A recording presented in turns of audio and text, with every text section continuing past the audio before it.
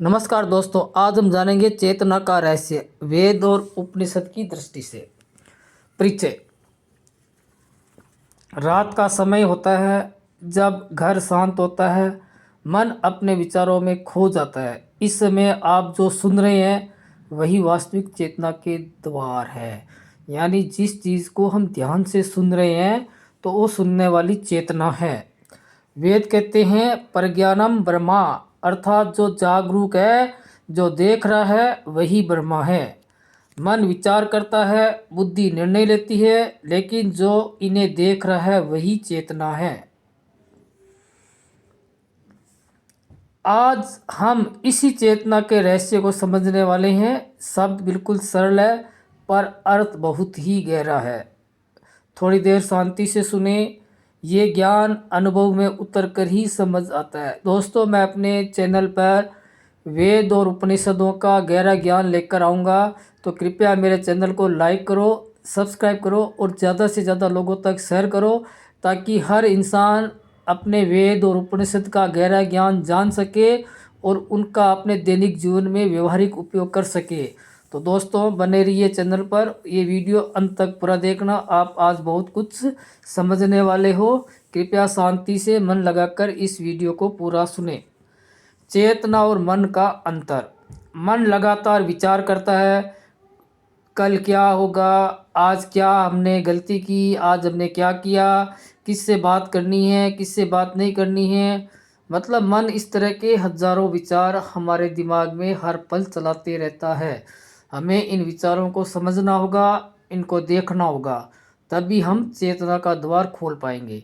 क्योंकि आज हर इंसान के जीवन में कुछ न कुछ परेशानियां हैं और वही परेशानियां दिमाग में विचारों के रूप में घूमती रहती हैं। किसी ने कुछ कह दिया, किसी ने कुछ कर दिया, कोई चीज़ का नुकसान हो गया, कोई घर में किसी से झगड़ा हो गया, बाहर किसी से झगड़ा हो गया। दिमाग इन्हीं उलझनों में उलझा रहता है और वे हम ये सत्य नहीं जान पाते कि इन विचारों को चलाने वाला कौन है और इन विचारों को समझने वाला कौन है। हमारा जीवन इसी दुविधा में फंसा रहता है। कभी पैसा कमाने की चिंता, कभी किसी से कर्जा लेने की मतलब चिंता, किसी को कर्जा दे रखा है वो पैसा वापस नहीं दे रहा वो चिंता। यानी इंसान हर समय किसी न किसी समस्या से लड़ रहा होता है और ये लड़ाई हमेशा दिमाग में चलती रहती है। तो हमें इस लड़ाई को समझना है और इस लड़ाई का सुलह हमें ही करना है जो हमारे दिमाग में चल रही है। मन लगातार विचार करता है, कल क्या होगा, आज क्या करना चाहिए, किससे बात करनी चाहिए, किससे दूर रहना चाहिए। बुद्धि इन विचारों का विश्लेषण करती है, ये आंकड़े जोड़ती है, तुलना करती है, निर्णय सुझाती है। लेकिन जब आप इन सब को शांत होकर देखते हो, अपने दिमाग में चलने वाली हर बात को जब आप ध्यान से देखते हो, ध्यान से समझने की कोशिश करते हो, तो आप महसूस करोगे कि आप ये सोच नहीं है। यानी तब आप ये जानोगे कि ये सब विचार जो दिमाग में चल रहे हैं, इनसे हमारा चेतना से कोई संबंध नहीं है। ये मन की प्रतिक्रिया है।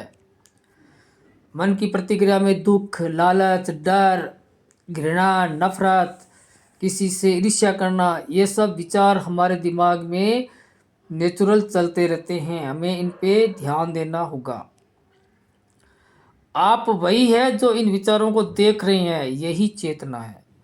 उपनिषद कहते हैं नायमात्मा प्रवचनेन लभ्य।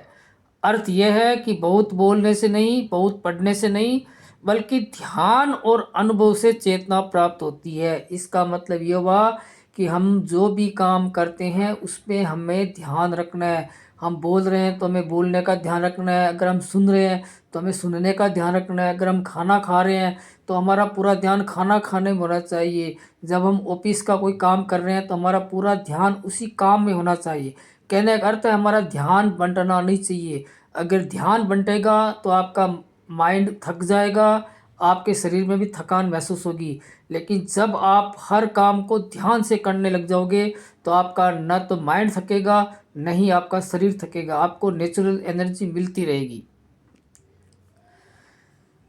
जब आप डर को, लालच को और उत्साह को देखते हैं तो आप पाएंगे कि आप वह नहीं है, आप वही है जो ये सब देख रहे हो। चेतना शरीर की होने वाली हर गतिविधि, दिमाग की हर गतिविधि को देखने वाली साक्षी है। आप गलत काम कर रहे हो तो भी वो साक्षी है, अगर आप सही काम कर रहे हो तो भी वह साक्षी है। यानी चेतना आपको हर पल हर समय देखती है। कभी आपने कोई गलत काम किया है तो आप मान के चलना कि वो गलत काम आपके साथ भी होगा, क्योंकि चेतना सही या गलत दोनों का ही फैसला करती है। इसलिए तो भगवान कृष्ण ने गीता में कहा है कि तुम सिर्फ कर्म करो, फल की इच्छा मत करो।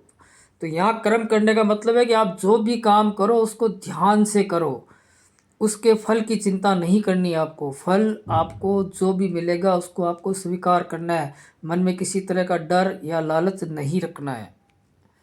वेदों की सीख। वेद केवल ज्ञान की किताब नहीं है, वेद आपकी जागरूकता की किताब है। वेद ये नहीं कहते कि तुम ये करो, व्रत करो, तुम ये मतलब शरीर को कष्ट दो, वेदों ने ऐसा नहीं कहा है।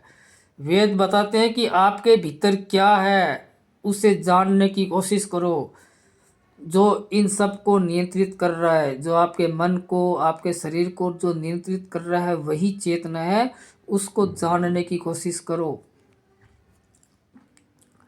जब आप अपने भीतर की शांति देखते हैं, जब आप अपने डर, लालच और भावनाओं को देखते हैं, तब आप समझेंगे कि बाहरी परिस्थितियाँ कभी भी आपको हिला नहीं सकती, क्योंकि आपके भीतर जो चेतना है वो पूरे ब्रह्मांड की चेतना है। यानी पूरा जगत भीतर से एक है, पूरा संसार एक ही चेतना का फैलाव है, विस्तार है। इसलिए भीतर से हम सब एक है, हमारी चेतना एक है जो ब्रह्मांड से कनेक्टेड है। पूरा ब्रह्मांड एक ही चेतना का विस्तार है, ऐसा हमारे वेदों में बताया गया है। हम किसी की सहायता करते हैं तो वो सहायता इनडायरेक्ट रूप में हम अपनी ही कर रहे हैं, क्योंकि उसके भीतर भी वही चेतना है जो आपके भीतर है। हम इंसानों ने एक दूसरे का फर्क बना रखा है, जाति का, धर्म का, लेकिन सच बात वेदों में ये लिखा है कि पूरा ब्रह्मांड एक ही चेतना का विस्तार है। संसार में जितने भी प्राणी, जीव, जंतु है, सबके भीतर वही परमात्मा विराजमान है जो हमारे भीतर विराजमान है। यह अनुभव वेदों से मिलता है। जो वो ज्ञान जो बाहर दिखता है असल में आपके भीतर पहले से ही मौजूद है। यानी आपकी चेतना उस परम ज्ञान को पहले से ही जानती है। बस देर इतनी है कि हमारा मन चेतना को कब समझेगा, कब हमारा मन चेतना में विलय होगा। ये हमारी प्रैक्टिस से ही हो पाएगा कि हम हर काम को जब ध्यान से करेंगे, मन में किसी तरह की चिंता, सोच, डर नहीं रखेंगे, तो हमारा मन चेतना की तरफ झुक जाएगा। संसार की बाहरी वस्तुओं से हमारा ध्यान धीरे धीरे हटेगा और धीरे धीरे हमारा मन चेतना के स्वरूप को पहचानेगा। उपनिषद का रहस्य। उपनिषद कहते हैं जो देख रहा है वही चेतना है। इसका मतलब सरल भाषा में है कि आपके भीतर जो शांत नजर रख रहा है, जो हर स्थिति को समझ रहा है, जो डर और लालच को पहचान रहा है, वही चेतना है। आपके मन में जो डर, लालच, गुस्सा, ये जो भावनाएं हमारे दिमाग में चलती है, इनको कोई देख रहा है, वही चेतना है। आपने इसे कभी अनुभव किया होगा, जब आप शांत होकर बैठे हैं और अचानक आपका मन कहता है रुको या इससे दूर रहो, तो ये ही चेतना की आवाज़ है। कभी आपने देखा होगा कि आप कोई निर्णय लेने वाले होते हो, तभी आपके भीतर से आवाज़ आती है रुको एक बार, इसको वापस देखते हैं। ये जो भीतर से आवाज़ आती है ये चेतना की ही आवाज़ होती है। जब आप बहुत ज़्यादा डरे हुए हो, जब बहुत ज़्यादा दुखी हो, तो आपने इस आवाज़ को ज़रूर सुना होगा, जो आपको भीतर से कहते हैं तुम डरो मत, तुम चिंता मत करो, सब ठीक हो जाएगा। ये जो वचन आप अपने आप से सुनते हो, ये वचन चेतना के होते हैं, जिसको हम नहीं समझ पा रहे हैं। इस चेतना का अभ्यास करने से आप गलत निर्णय से बचोगे, अपने डर और लालच पे काबू रखोगे, और आप दुख या सुख कुछ भी आपके जीवन में चल रहा हो, आप उसे शांति से महसूस करोगे। कॉन्शियस माइंड और चेतना। कॉन्शियस माइंड ही चेतना है, यानी हमारा ध्यान ही चेतना है। कॉन्शियस माइंड का मतलब ध्यान। हम जिस काम को भी ध्यान से करते हैं, होश पूर्वक करते हैं, उसी को ही विज्ञान में कॉन्शियस माइंड कहा गया है और हमारे धर्म ग्रंथों में इसको चेतना कहा गया है।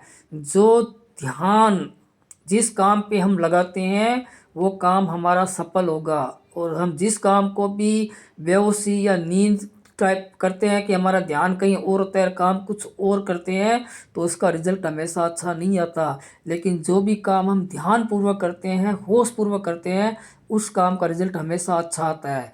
तो हकीकत बात है कि यह होश, ध्यान, यही चेतना के रूप है। लेकिन ये आपको फ्यूचर नहीं बताता, ये आपको आज सही दिशा दिखाता है। ये सही समय पर सही निर्णय लेना, यही बुद्धि का काम है। और बुद्धि से थोड़ा ऊपर चेतना है, जो बुद्धि को और मन को दोनों को चलाती है। इनमें ज़रा फर्क भी होता है। चेतना पूरे ब्रह्मांड की एक है, पूरा ब्रह्मांड एक ही चेतना से चलता है, ऐसा हमारे वेदों और उपनिषदों में कहा गया है।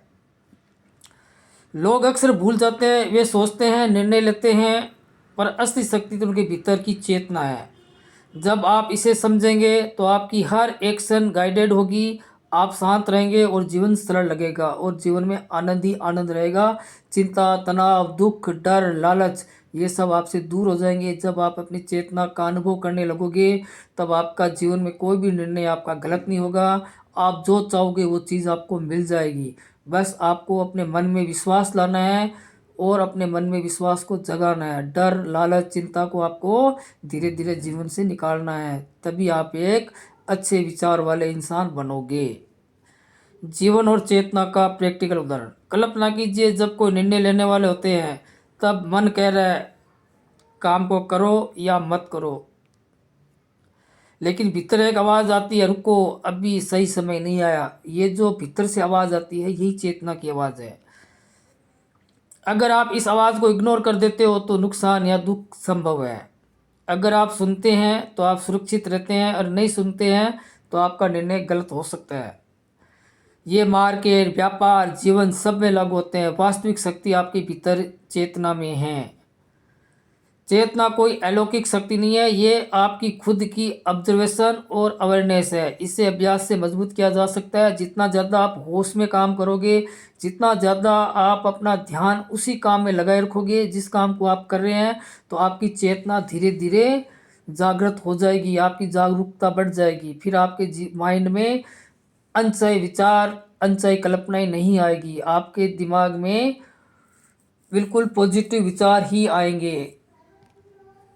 वेद और उपनिषद कहते हैं, शांति से देखो, सोचो नहीं। जो देख रहा है वही ज्ञान है, वही चेतना है। इसलिए आज से आप अपने मन के विचारों को देखें, अपने डर और लालच को समझो और सिर्फ देखते रहो, बिना प्रतिक्रिया करे। यही चेतना का रहस्य है और यही वो शक्ति है जो हर परिस्थिति में आपको गाइड करेगी। दोस्तों, ये वीडियो आपको कैसा लगा कमेंट में ज़रूर बताना। मेरे चैनल को लाइक और सब्सक्राइब ज़रूर करना। अगर ये ज्ञान आपको अच्छा लगा तो और भी लोगों के साथ इसको शेयर करना। धन्यवाद दोस्तों। ओम नमः शिवाय।